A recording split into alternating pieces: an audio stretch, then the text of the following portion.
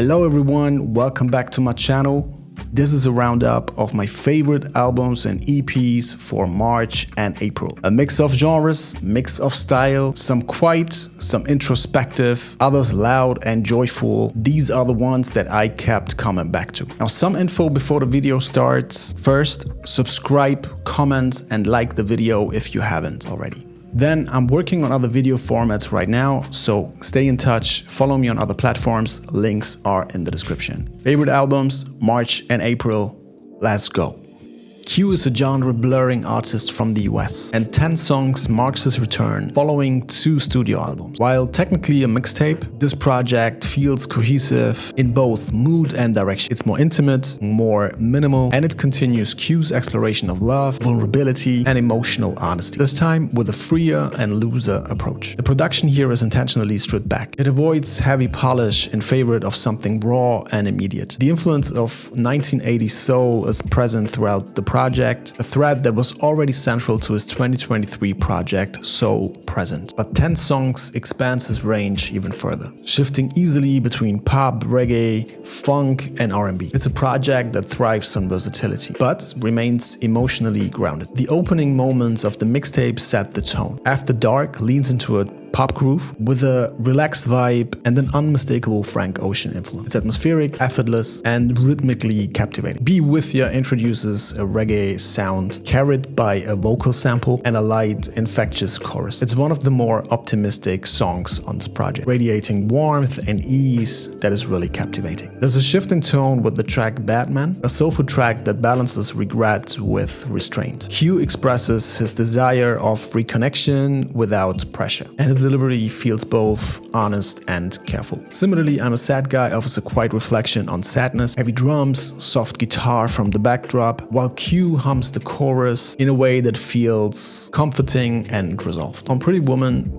Q channels Prince with his falsetto and funk-inspired textures. There's a clear appreciation of the style and attitude of the 1980s, but it's never reduced to imitation. It feels like a genuine extension of his musical identity. Number 1 is a standout for its emotional directness. It's a ballad centered around the theme of the fear of loneliness. It captures the ache of missing someone and the hope of being seen. Later in the mixtape, I Love You For Real brings a lighter, more playful tone. It leans into R&B with auto-tuned vocals and a chorus that celebrates the feeling of being in love. Then there's the closer, Be Brave, centered around a piano and a bass. It's a slow-burning reflection on strength. When the final chorus arrives, it lands with quite intensity, a fitting end to a deeply personal record. 10 songs doesn't aim for perfection. Instead, it offers presence. Music that feels lived in, honest and human. Q continues to prove himself as a versatile voice in contemporary R&B, weaving between styles while staying emotionally anchored. There's also something refreshing about how unforced this project feels. It doesn't try to be everything at once. It just tries to be real, and most of the time it succeeds. Q, 10 songs,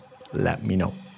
Aupinard is a French singer and songwriter who blends R&B, soul, and jazz. Despite his growing popularity, there is still little information about him online, which somehow adds to the mysterious charm of his work. Pluie, Montagnes, Soleil is his second studio album, and it has already become one of my most listened to albums this year. The album opens leaning into warm bossa nova rhythms and vocal performances. Tracks like Le Feu perfectly capture this approach. Its soft percussion and relaxed vibe create an effortless summer atmosphere. Similarly, Sibelle de Lamparet offers a balance between acoustic instrumentation and R&B production. It's understated but emotionally resonant. Later on, the album shifts slightly. Les rêves sont dangereux introduces faster drums and a more pop-oriented structure. While it marks a departure from previous tracks, it still proves Aupinard's strong vocal performance and delivery. Un jour ou l'autre stands out for its sunny tone and lush guitar work. It's a gentle and soulful moment that highlights the album's warmth. And then there is Penelope. For me, this is the emotional centerpiece. There is something melancholic how the beat unfolds, the chorus is especially memorable, and Aupinard's vocal delivery here is among his best. Perhaps the most musically compelling track on the album is Au Talon Rouge. Its jazz-inspired drums, expressive vocal phrasing, and a standout saxophone by Ismatricule make it a clear highlight. It's this one track where everything feels elevated, from arrangement to atmosphere. I found myself wishing the album explored this direction more fully. Throughout the album, Aupinard's vocal performance remains consistent, gentle, expressive, and textured. The moments where he leans into bossa nova, jazz, and soul are particularly interesting, offering a distinctive quality to his sound. Aupinard's latest album isn't a showy or bold album, but it doesn't need to be. It's subtle, warm, and beautifully produced. It's the kind of record that just grows on you the more you listen to it. Give it a try, let me know what you think.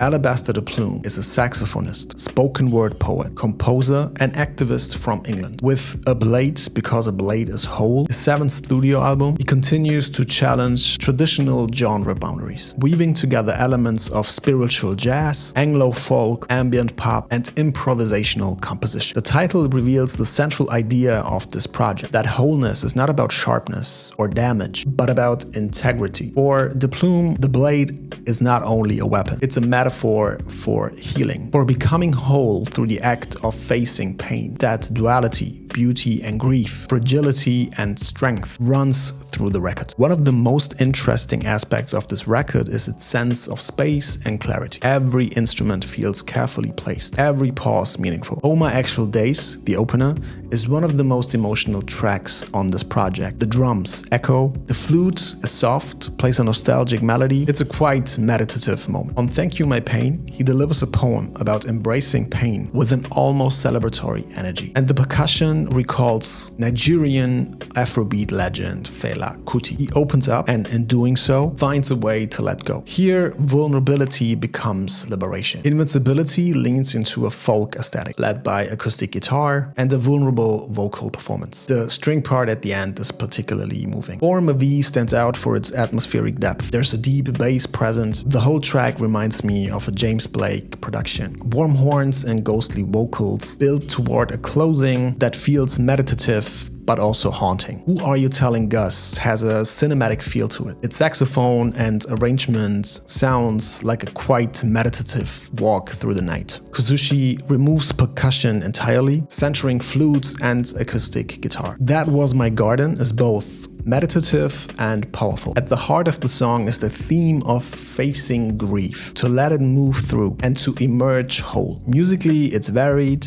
shifting from a hip-hop influence to a more reflective tone, capturing the album's emotional range in one song. A Blade Because a Blade is Whole isn't an easy to categorize album, nor does it try to be. It's a deeply felt meditation on pain, healing, and the complexity of being human. The production is subtle and detailed, giving each sound room to breathe. This is an album that rewards slow listen and quiet attention. Alabaster DePlume, A Blade Because a Blade is Whole. Let me know what you think.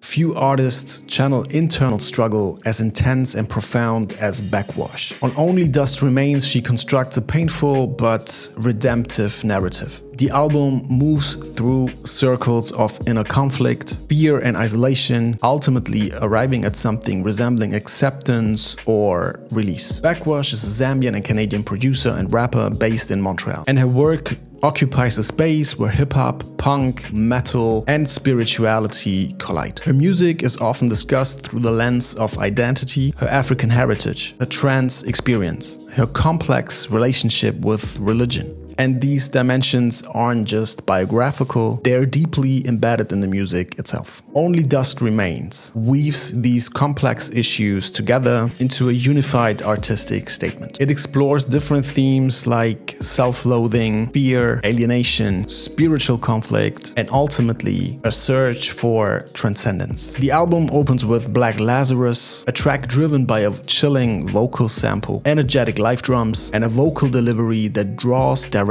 from punk traditions. It immediately sets a tone, of unease and unrest that will accompany us through the rest of the album. Wake Up is super interesting in its composition. The fragmented vocals, the chorus that moves between calm and tension, and the late addition of a gospel choir all highlight the emotional and artistic depth of this album. While the live drumming might not resonate with everyone stylistically, this track's focus on emotional pain and self-examination aligns well with the overall track's trajectory. Ninth Heaven feels emotionally raw, with vocal layering that evokes a cry for relief rather than simply a structured verse. You can really feel the emotion on this track. On History of Violence, Backxwash uses hypnotic synth plugs and a crazy piano progression, which create a really atmospheric composition. Stairway to Heaven channels a more meditative energy and raises existential questions about mortality and legacy. Then we have the last track, the title track,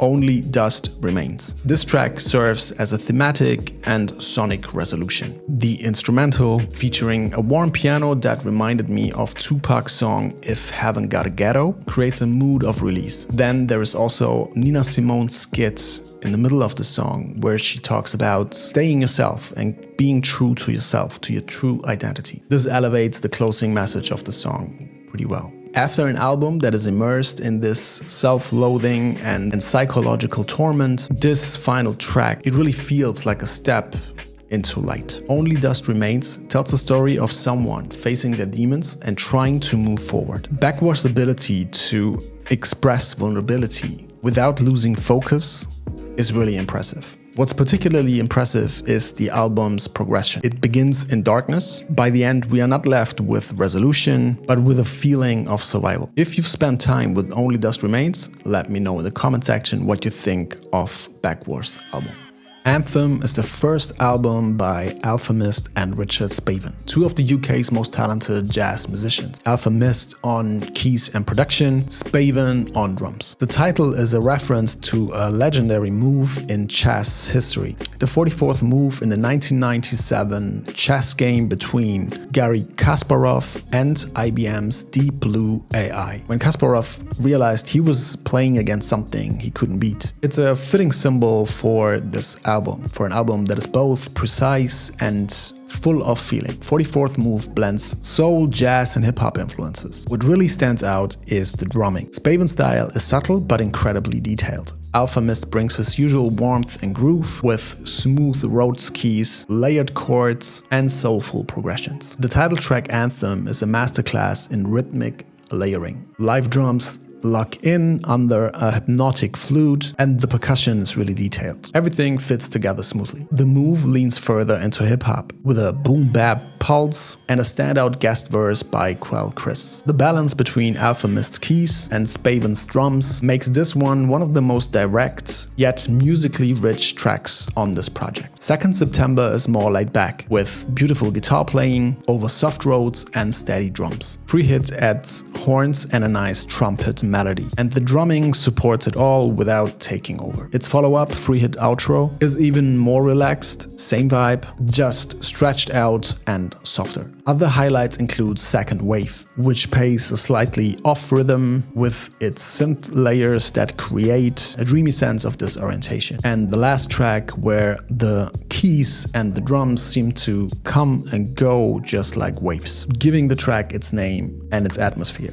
Barrage. Anthem is all about feeling and flow. It's not a loud or dramatic record, but one where every sound has its place. The chemistry between Alchemist and Richard Spaven makes this project really feel effortless. This is a record to sit with, one that reveals more the deeper you listen. 44th move, Anthem. Let me know what you think.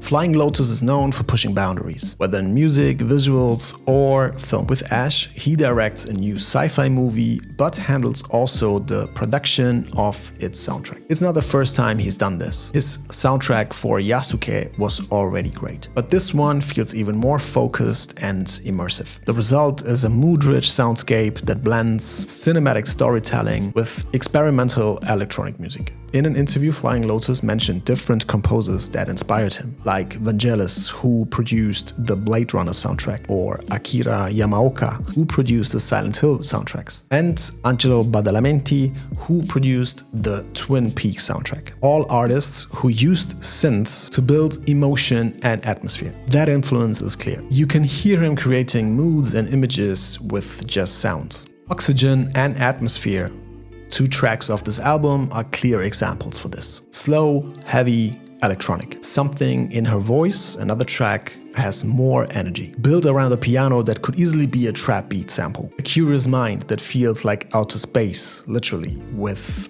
a calm tone to it, spacious and dreamy. Confronted is quite the opposite. Noisy, dense, full of distortion. Greeble sounds like someone is running through a sci-fi world. Pulsing drums, synth effects, and scattered percussion. It's out there, starts eerie, but builds into something really cinematic with pounding drums and synth horns. Flying Lotus Ash soundtrack shows how he is slowly evolving in his production style. Not just as a producer, but also as a storyteller. The music feels like it belongs into another world, and it's a great example of how sound can tell you a story on its own. If you're curious about the movie, try listening to the soundtrack first. It adds a whole layer to the experience. Flying Lotus Ash movie soundtrack. Let me know what you think. Oscar Jerome is a London-based singer, songwriter, and guitarist whose work blends jazz, funk, and hip-hop into a distinct and fluid style. His previous album, The Spoon, introduced his clever use of cutlery as metaphor, suggesting subtle shifts in perspective and purpose. With The Fork, Jerome continues this conceptual thread, but this time he takes full control of the production. The result is more personal, more refined, and arguably his most cohesive album to date. One of the most compelling things about this album is the instrumentation. I've read an interview where Jerome has said that, for me, a chord or a melody can often say a lot more than words can say. And this album embraces this idea fully. Many of the strongest moments on this album do not arrive from lyrics, but through guitar passages, rhythmic choices, and tonal shifts. The arrangements often breathe freely, resisting rigid structures in favor of a more open, intuitive flow. The title track, The Fork, explores this theme of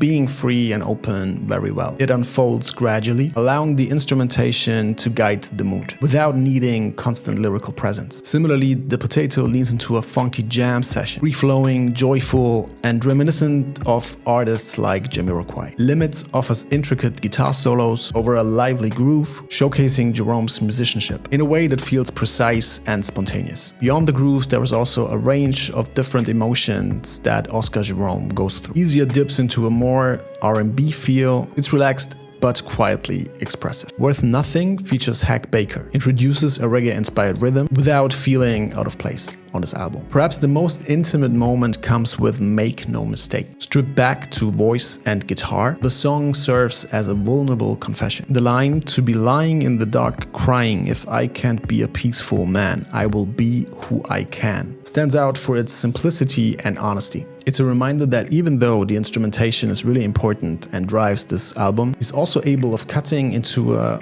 emotional lyrical delivery if he chooses to. The Fork is a thoughtful and ambitious album. It's rooted in groove and improvisation, but its impact lies in the space between. The pauses, the phrasing, the understated emotion. It's an album that invites you to listen to it a couple of times. Not because it demands attention, but because you learn so much with every listen. Oscar Jerome, The Fork, let me know what you think. Sault is one of the most exciting, unique, and mysterious collectives in music today. Led by producer Inflow and the soulful voice of Cleo Soul, their sound brings together jazz, funk, gospel, R&B, and much more. For quite a while, fans of the groups were speculating on the members of the group. On their 12th studio albums so far, you would hear different artists, like Michael Kiwanuka or the rapper Little Simz. Speaking of Little Simz, she sued producer Inflow earlier this year. The rapper alleges that producer Inflow has failed to repay a loan. This is extremely sad. I don't think we can expect a Cleo Soul and Little Simz feature anytime soon, given that Cleo Soul is married to Inflow. However, back to Sault and this release. 10 is studio album number 12, and it stands out for how joyful and rhythmically rich it feels, compared to earlier, often more politically focused releases. 10 introduces a distinct uplifting tone. The vocals, mostly by Clourful, are layered and expressive, and the album flows with the energy of a live band, in full control of the sound. Lyrically, it touches on love, self-confidence, joy, and healing. The first song on the album, The Healing, kicks things off with an R&B rhythm and a gospel-style chorus. Clourful's voice carries the song with a really calm but confident energy. Real Love is a funky jam, complete with melodic keys, lively horns, and a smooth, positive vibe. Power brings the energy up a notch. It's got a real James Brown feel to it, with booming drums and a really infectious bass line. I Love to Sing is pure soul. Clourful's vocals glide effortlessly over a great arrangement, with horns lifting everything at the end. Sorry It's Too Late is one of the most emotional tracks on the album. The piano is simple but powerful, and Clourful's performance is stunning, honest, and intimate. 10 feels like Sault is leaning more into joy, rhythm, and healing. It's got a live feel to it, rich instrumentation, and a warm atmosphere that makes it easy to return to. If you have followed Sault for a while, this is a brighter chapter in their story, and a beautiful one. I urge you to listen to Sault's latest album, 10, and then let me know in the comment section what you think of their latest project.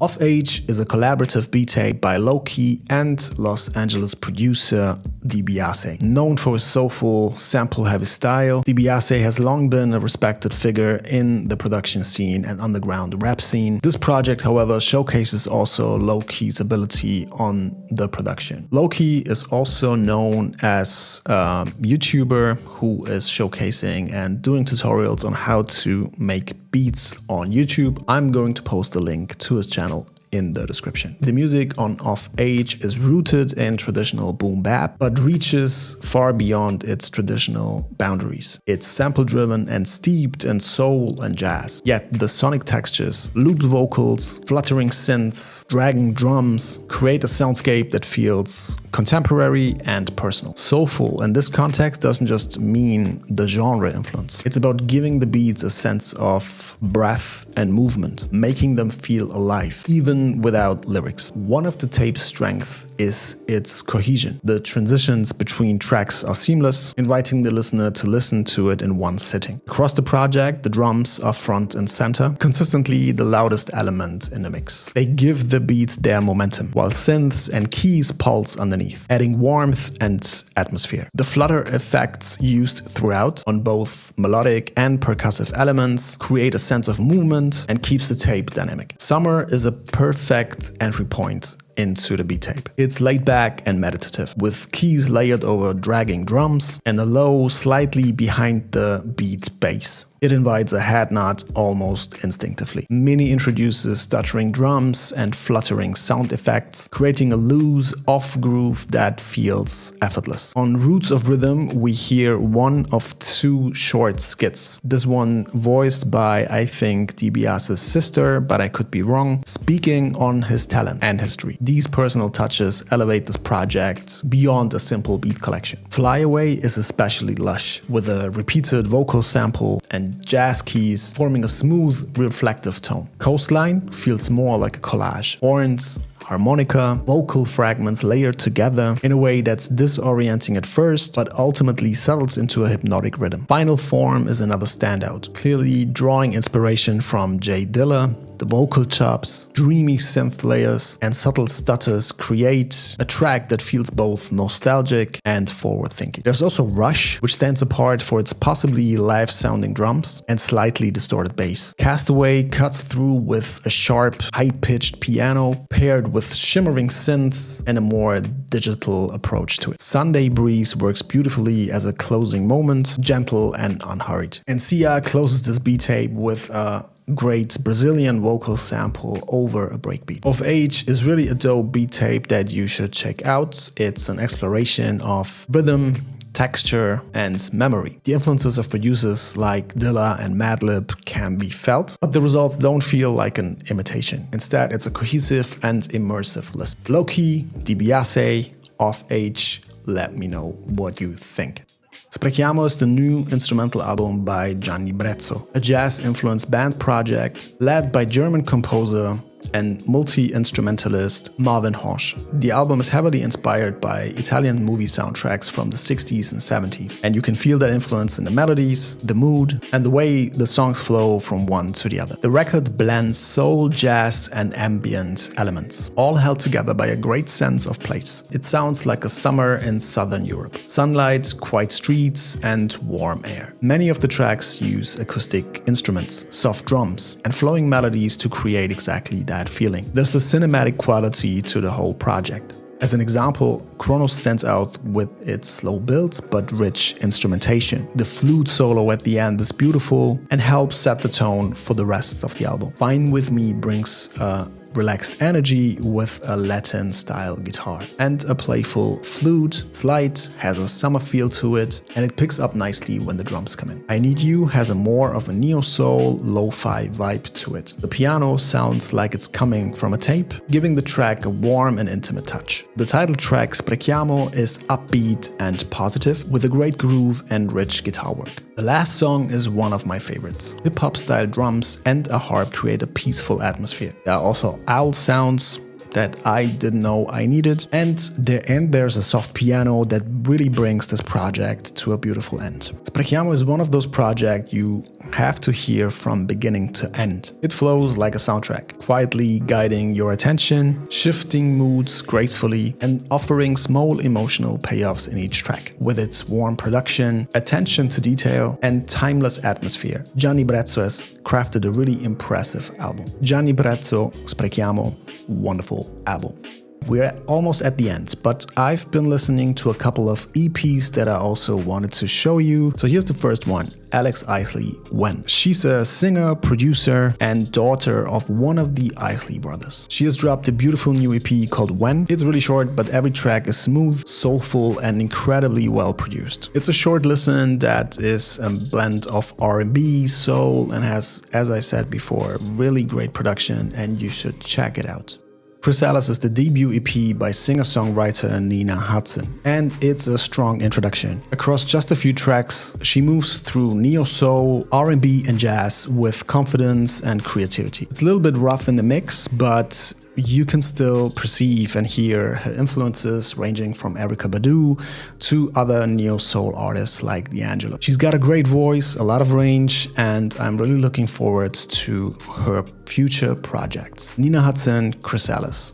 Tech and Sandro, Colourful, Distortion. This EP is a collaboration between Tech and Sandro, a really young producer who's only 16 or 17. And the result is really impressive. Colourful Distortion blends jazz, sample-based hip-hop, pulling from influences like Mac Miller or The Alchemist. The most interesting song is the title track, Colourful Distortion.